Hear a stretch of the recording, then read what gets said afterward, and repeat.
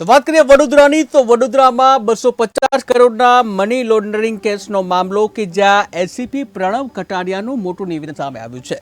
ફરિયાદ મળતાની સાથે જ પોલીસે કાર્યવાહી કરી છે અને જ્યાં એકાઉન્ટને સાયબર પોલીસ દ્વારા સીઝ કરવામાં આવ્યું છે ત્યારે પોલીસ દ્વારા સમગ્ર મામલે તપાસ શરૂ કરવામાં આવી છે।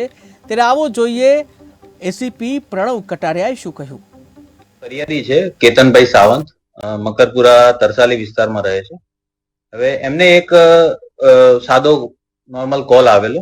કોલમાં એમને જણાવેલ કે તમે એટલે એક પેલું આપણે જે સિસ્ટમ રેકોર્ડેડ કોલ હોય છે એ પ્રકારનો કોલ આવેલો, બરાબર ને। એમાં કે ભાઈ તમારે આવી રીતે આગળ જવા માટે 9 દબાવો, એટલે એમને 9 ઉપર દબાવ્યું એટલે આગળ એમાં એક કોલ લાગ્યો। એમાં એમને એવું જણાવેલું કે મુંબઈમાં તમારા વિરુદ્ધ એક એફઆઈઆર રજીસ્ટર થયેલી છે, સાયબર ક્રાઇમની આ એફઆઈઆર છે। એ એફઆઈઆર નો નંબર પણ એમને આપેલો અને એમના આધાર કાર્ડ ઉપર એક નવું સિમ કાર્ડ એક્ટિવેટ થયેલું, એ સિમ કાર્ડ પરથી આ સાયબર ફ્રોડ થયેલો છે એ રીતની એમને રજૂઆત કરી। એટલે એમણે કહ્યું કે ભાઈ હું મુંબઈ ગયો નથી અને મારી કોઈ આવું સિમ કાર્ડ મારા નંબર ઉપર એક્ટિવ નથી।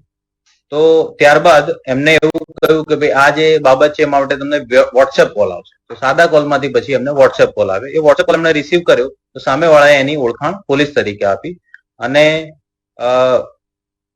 પોલીસ અધિકારી નો યુનિફોર્મ એને પહેરેલો, પોલીસનો યુનિફોર્મ, એનું નામ જણાવેલું એને વિજય ખન્ના।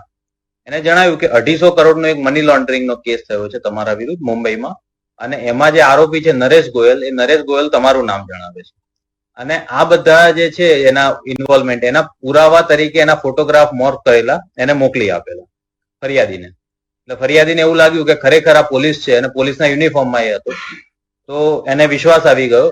હવે એને 2 ઓપ્શન આપ્યા કે તમારે ડિજિટલ એરેસ્ટ થવું છે કે પછી ફિઝિકલ એરેસ્ટ થવું છે।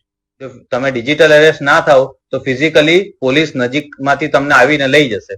એટલે ફરિયાદી જે છે એને ડર લાગ્યો એટલે એને ડિજિટલ એરેસ્ટ થવા માટેની તૈયારી બતાવી। ત્યારબાદ એને એવું જણાવવામાં આવ્યું કે તમે આજે મની લોન્ડરિંગનો કેસ છે એના માટે તમારા એકાઉન્ટની અમારે ખરાઈ કરવી પડશે, તમારું કયું એકાઉન્ટ છે એમ કરીને ફરિયાદી પાસે એકાઉન્ટની બધી વિગતો જાણી લીધી અને વોટ્સએપ કોલ એનો કન્ટિન્યુઅસ ચાલુ રખાવેલો। એ વિગતોમાં ફરિયાદીએ એને જે એમનું એસબીઆઈ નું એકાઉન્ટ છે એ એકાઉન્ટની વિગત આપી। ત્યારબાદ એમાંથી એ એકાઉન્ટની ખરાઈ કરાવવા માટે 40,000 રૂપિયા ટ્રાન્સફર કરાવવા માટે કહ્યું। ફરિયાદીએ એમને 40,000 ટ્રાન્સફર કરી આપેલા। ત્યારબાદ એમને એવું જણાવ્યું કે હવે આ તમારો જે કેસ છે એના માટે કોઈ જજ સાહેબ આવશે સુપ્રીમ કોર્ટના અને એ જજ સાહેબ જો ચુકાદો આપશે એ પ્રમાણે આપણે આગળ કાર્યવાહી કરીશું। એટલે આખી રાત દરમિયાન એમને ફોન ચાલુ રખાયો। ત્યારબાદ બીજા દિવસે સવારે એક વ્યક્તિ જજ તરીકે આવીને એક ચુકાદો આપેલો એમાં કે ભાઈ આ તમારું આની અંદર ઇન્વોલ્વમેન્ટ છે। પછી જે છે બીજો એક વ્યક્તિ રાહુલ ગુપ્તા નામનો આવે છે, એ એવું કહે છે કે હવે આ કેસની તપાસ મારી પાસે છે। એ એની પાસેથી બીજા પૈસા ચીટિંગ કરવા માટે એને બીજા પૈસા ટ્રાન્સફર કરાવવાનું કહે છે।